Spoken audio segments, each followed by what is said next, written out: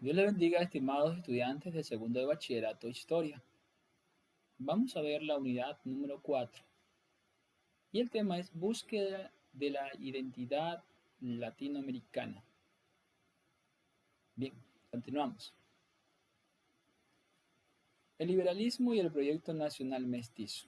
Bueno, hablemos un poco acerca de esto. En caso particular de Ecuador, los liberales empezaron sus luchas en 1864, pero no fue hasta 1895 que tomaron el poder de la revolución liberal radical liderada por el manabita Eloy Alfaro Delgado. En cuanto a las líneas generales liberadas, proponían incorporar derechos políticos, civiles en la Constitución, como el voto universal, la abolición de la esclavitud, la eliminación de los impuestos a indígenas, separar el Estado de la Iglesia, porque anteriormente la Iglesia y el Estado era uno solo, fomentar la exportación de los productos, invertir en infraestructura para desarrollar la economía. Ecuador tuvo un proceso especial en cuanto al auge del petróleo a la migración. La exportación del petróleo empezó en 1928, actividad que estaba en manos de empresas transnacionales. Mientras tanto, las principales exportaciones seguían siendo productos agrícolas, primero de cacao y luego de banano. Pero, sin embargo, desde 1968 se descubrieron yacimientos en la Amazonía, despertando el interés de las compañías extranjeras. Eh, Podemos ver aquí también que dice la crisis de la deuda externa.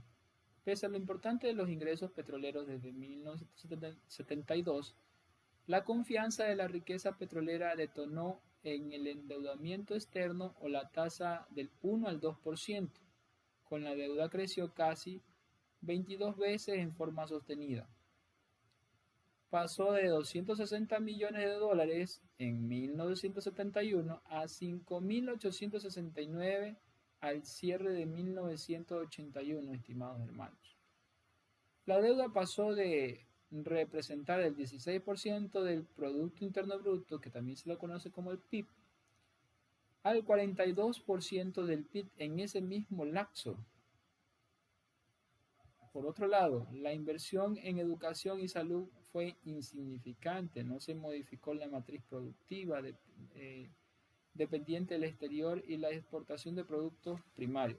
Como quien dice, casi como que seguíamos siendo esclavos.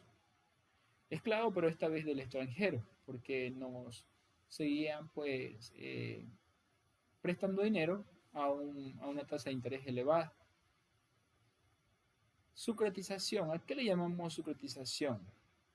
Bueno, en el año 1983 el gobierno de Osvaldo Hurtado asumió la deuda privada en dólares. A cambio de estos pagaran el equivalente en sucres. Esta medida fue conocida como la sucretización. Dichos pagos nunca fueron efectuados y el Estado asumió enteramente la deuda de los empresarios. Durante el gobierno de León Febres Cordero, la deuda se incrementó por la devaluación del sucre frente al dólar, porque el sucre tenía menos validez. Luego, en la Revolución Ciudadana, luego de la destitución de Lucio Gutiérrez en el año 2005, la presidencia fue asumida por el vicepresidente Alfredo Palacios, en medio del clamor de los innumerables reclamos sociales que habían motivado la rebelión de los forajidos, como se llamó un cierto grupo de personas. Esta rebelión fue a punto de partida del proceso político que llegó al poder a mano de Rafael Correa Delgado, la Revolución Ciudadana. Correa, ministro de Finanzas de Palacio, renunció a su cargo el 8 de agosto del mismo año, del año 2005, por su desacuerdo con las medidas económicas propuestas por el Fondo Monetario Internacional y el Banco Mundial, así como el rechazo a un tratado de libre comercio con Estados Unidos. Eh, pues en cuanto a los fundamentos ideológicos, podemos ver también que ideológico también representa identidad. Eh, Ecuador adquirió esa identidad. Cuando usted se va separando de las deudas, adquiere un poco de libertad y esto le permite a usted establecer sus leyes y poder enfocarse en la salud, poder enfocarse en la educación, en el crecimiento de la región. Es así que la Revolución Ciudadana se nutre ideológicamente de la Revolución Liberal de Eloy Alfaro, el socialismo del siglo XXI. Se creó una nueva constitución. Correa se postuló para las elecciones presidenciales del 2006 y ganó. Al año siguiente firmó un decreto de convocatoria a la consulta popular para una asamblea constituyente que redacte una nueva constitución.